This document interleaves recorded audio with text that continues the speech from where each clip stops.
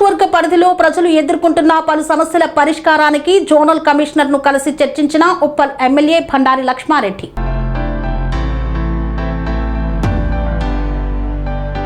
ఉప్పల్ నియోజకవర్గ పరిధిలో ప్రజలు ఎదుర్కొంటున్న సమస్యల పరిష్కారానికి Uppal MLA Bandari Lakshma Reddy zonal commissioner Radhika గుప్తాను మర్యాదపూర్వకంగా కలిసి చర్చించారు.